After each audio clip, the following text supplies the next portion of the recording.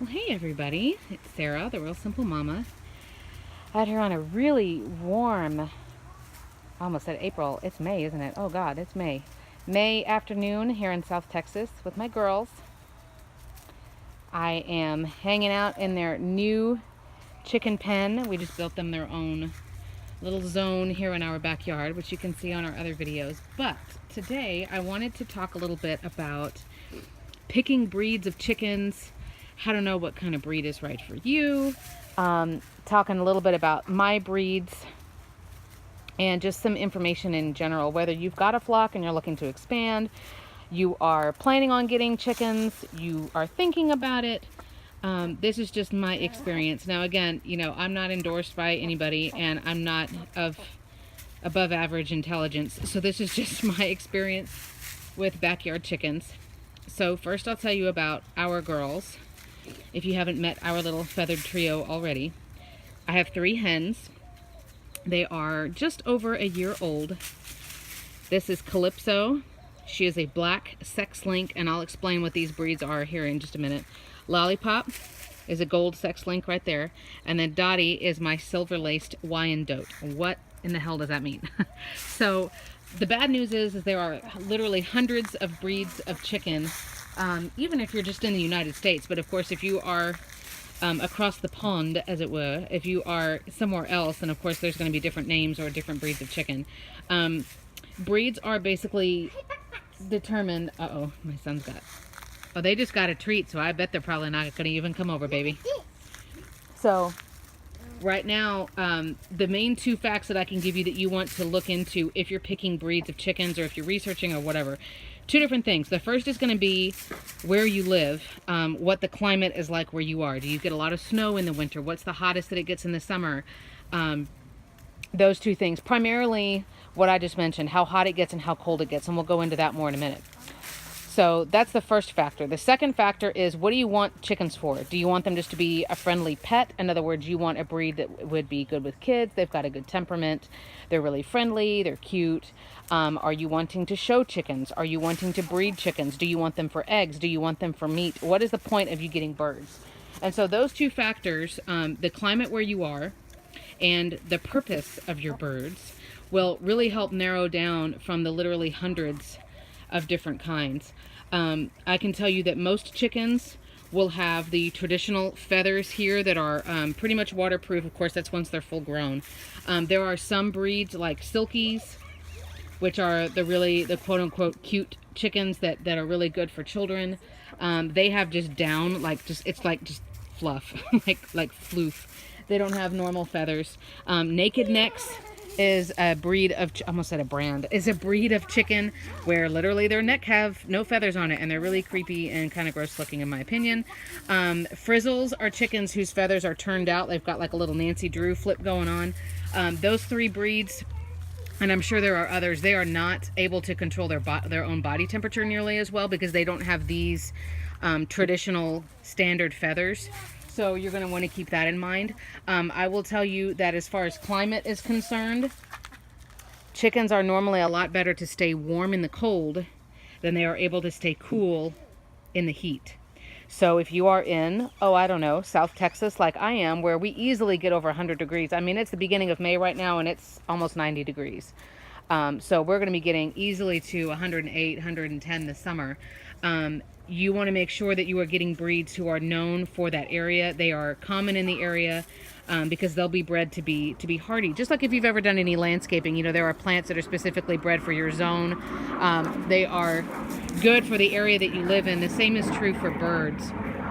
So like I said, you'll see a lot more pictures online of chickens hanging out like in a foot of snow and things like that. It's a lot easier to keep them warm than it is to keep them cooled down. So that's something to keep in mind. Our breeds, we wanted just standard, like golden retriever type breeds that are friendly enough. They're good egg layers. We don't need them to weigh a lot because we're not going to slaughter them. They are pets. Good temperament, that kind of thing. Now, talking about the breeds that we've got, I mean, I'm just keeping the camera on them because you don't want to see me anyway. They're a lot cuter than I am. So talking about the breeds that we've got, I've got a black sex link and a gold sex link. What does that mean? Okay. So it's not nearly as exciting as it sounds. Because there are hundreds of breeds of chickens, you know, each breed has its own little quirks and things as far as what they look like when they're a chick versus what they'll look like when they're fully grown.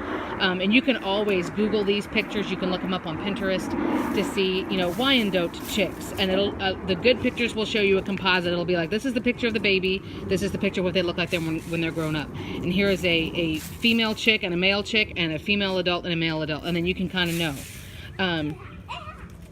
So as far as the different breeds of chickens, a lot of them, you can't tell when they are chicks, when they've just got like their little chicky fuzz. You can't tell if they're a male or a female.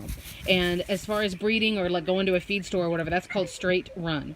Any kind of breed, straight run, like Wyandotte, straight run, or, you know, Foghorn, straight run, or, you know, Leghorn, straight run, or whatever. I'm making up breed names now.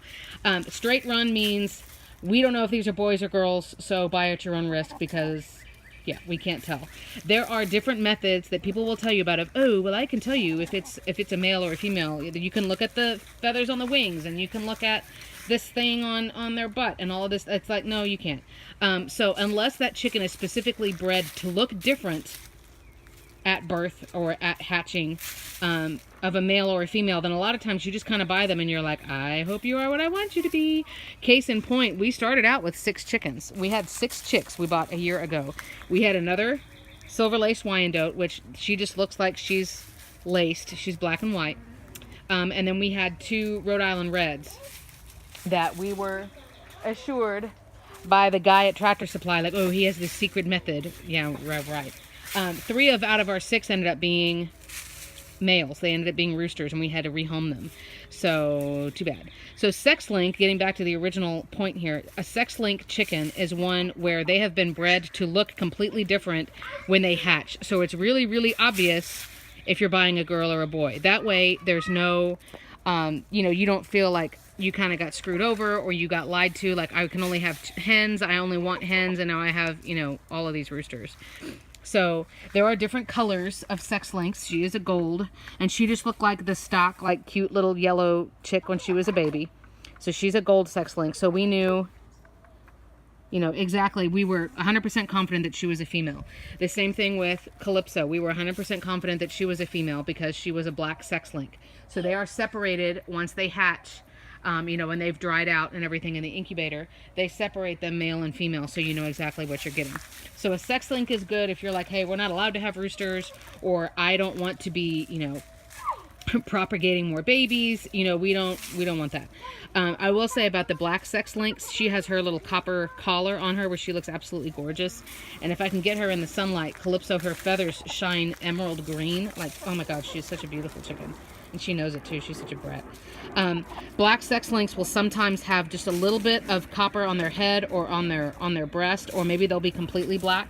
But we didn't know that, so we were completely surprised when we got her because she is just stunning. She's absolutely beautiful. You know, she's just a big fat bird. Big old fat bird. Wyandotte hens, there are silver laced, there are gold laced, and they're going to have that same pattern on their bodies.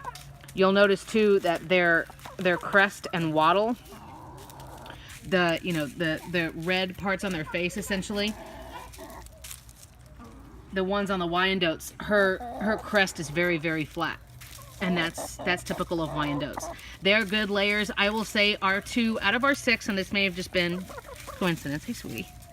Our 2 Wyandotte chicks were the 2 that were the most flitty. They were the most scared. Even after, I mean, we had our brooder in our living room, so they heard us all the time. They were, you know, they were very used to us. We handled them multiple times a day. We kept them very clean, so we were always in there checking on them and cleaning out poop and stuff like that.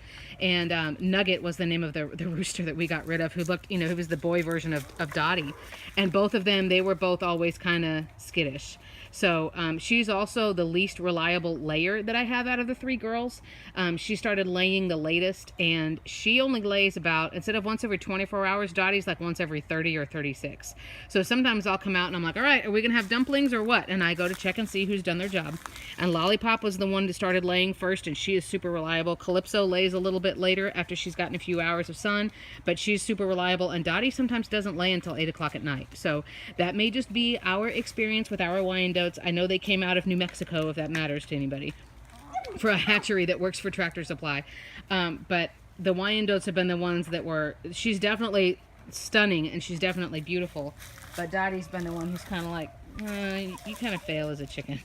So Lollipop was the one I liked the least as a chick. We called her Blondie. And I liked her the least as a chick because she just, I don't know. She just seemed to be the dumbest or the, I don't know. But she is definitely, as you can tell, she's not afraid. She loves the kids. She's doing her chicken bow. If you haven't seen or read about that, here's the bow. They're a little squat because they consider me the alpha. They're bowing to me like they would bow to a rooster, if you get my drift. But she's just got a really good personality. She's the kindest. She's the best with the kids. Calypso, very intelligent, very independent, very, I don't give a you know what about anybody. I'm not afraid of anything. She's the one who's my little escape artist. She's very intelligent. So as far as picking breeds, you know, it's not one of those things where you could tell me where you live and I could tell you the breeds, because like I said, there are hundreds. There are Bantam versions, B-A-N-T-A-M. A Bantam is basically a miniature version of a chicken, so like they'll be much smaller, they'll fit in my hand, but there's Bantam versions of chickens. You know, all different kinds of varieties. They get kind of crazy. So if you were looking as far as breed advice, what I could tell you again is the two factors to consider is your climate. So look at, you know, what's the coldest it'll be in winter, what's the hottest it'll be in summer. And I am going to do a video about how to keep your chickens cool in the summer. I'll give you our tips here for South Texas, because it's possible. You just got to be aware, you got to be proactive, you got to know the signs that your chicken is in distress. And then the other factor for picking your breed or breeds is what do you want them for? Meat birds are going to get really big really fast, but then if you are wanting to slaughter them for meat, you usually want to do that before they are a year old. You know, obviously if you want a laying hen, then you don't really care if they get really big really quickly. If you want a bird that has a great personality, a great temperament, then they may mean something else. You know, all of those things. So make sure that you're looking up photos of what they look like as a chicken, as an adult. Look up how reliable is it. You know, if I can only have hens, you know, you want to be sure that either you've got a return policy or you've got somewhere you can take roosters if it's like, surprise, I'm a boy, or whatever the case may be. So that's just some basic thoughts about picking out a breed or breeds that work well for you. As you can see, my hens have been together since they were about 5 or 6 days old. We picked them from the various bins at Tractor Supply, and now we just call them sisters. And they work really well together. They've got their pecking order established and they are completely happy. No fighting, nothing like that. They are good. So I hope this has been helpful. If you've got questions that I can answer, again, I'm not particularly intelligent. I haven't been doing this for 20 years or anything like that, but I'm happy to help, happy to give you some common sense advice and suggestions, and just a little bit more background as far as chicken breeds go, because there are a lot. But again, I am Sarah, the Real Simple Mama. This is Calypso, or Callie Bird, Dottie Bird, and Lollipop, or Lolly Bird. And we hope you have a great day, and we will be back with more content soon. Bye, guys.